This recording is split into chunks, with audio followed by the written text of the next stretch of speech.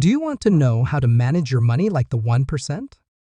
What if I told you there's a simple rule to save, spend, and invest like a pro?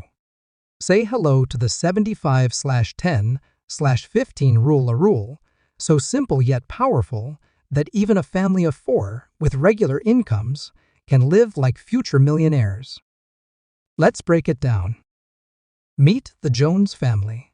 There's Dad, Mr. Jerry Jones, a hardworking office employee with a slightly obsessive relationship with coffee. Then there's Mom, Mrs. Sarah Jones, the queen of budgets, deals, and somewhat passive-aggressive spreadsheets.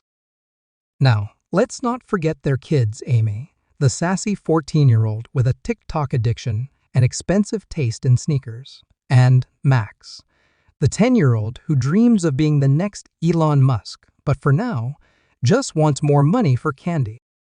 As you can tell, the Jones family's finances can get a little chaotic. Between bills, groceries, Amy's sneaker obsession, and Max's candy cravings, money seems to vanish faster than Jerry's morning coffee. But one day, Sarah discovered the secret formula, the 75/10/15 rule. A simple blueprint to spend wisely, save consistently, and invest for their future. Let's see how it changed their lives. Rule number 1, 75% for living expenses. The first part of the rule is allocating 75% of your income to living expenses. This includes housing, food, transportation, utilities like electricity and Wi-Fi, and of course, Jerry's 7 cups of coffee a day. It's all about keeping essential spending within that 75%. Let's break it down with real numbers. If Jerry and Sarah bring home $4,000 per month after taxes, 75% of that is $3,000. This $3,000 needs to cover rent or mortgage, groceries, gas, utility bills, and any other daily essentials. At first, this might seem tight. Jerry's coffee shop habit alone was costing them $150 a month. So Sarah, the budgeting queen, introduced a game-changing solution, a coffee machine at home. It cost them $60 up front, but it reduced Jerry's monthly coffee expense by $100. That's an extra $1,200 saved in just a year. They also started meal prepping. Instead of dining out 3 times a week, they reduced it to once a week, saving an additional $200 a month. Amy learned to embrace store-brand snacks, and Max started finding joy in homemade cookies instead of overpriced candy at the gas station.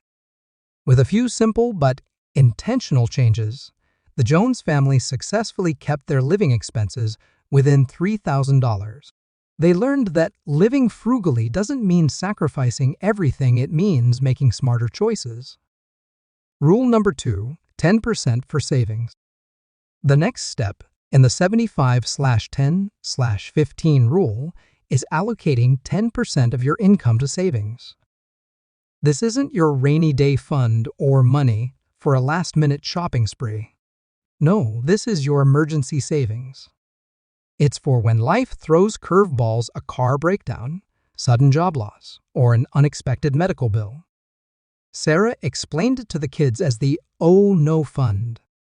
Whenever something goes wrong, she said, we dip into this fund instead of panicking. For the Jones family, 10% of $4,000 is $400 per month. Sarah and Jerry opened a separate high-yield savings account to make sure this money stayed untouched. They set up automatic transfers so that as soon as their paycheck hit, $400 went straight into their emergency fund. Over time, the Joneses watched their savings grow. After just 6 months, they had saved $2,400. And when Jerry's car battery died unexpectedly, they didn't have to stress or swipe their credit card. They had their emergency fund ready. Sarah's advice? Start small and stay consistent. Even if you can't save 10% right away, start with 5% or $100 a month. The key is building the habit. Rule number 3, 15% for investments. Here's where the magic happens. 15% of your income goes to investments. Why? Because saving money is great, but investing money is how you make your money work for you. Investing builds wealth and helps regular people like Jerry and Sarah become future millionaires. For the Jones family, 15% of $4,000 is $600 per month. At first, $600 felt like a lot. Sarah and Jerry were hesitant. Where would they find this money? But Sarah broke it down for Jerry. If we cut out one more coffee shop visit, limit eating out to once a week, and pause on that new TV you want, we can free up $600.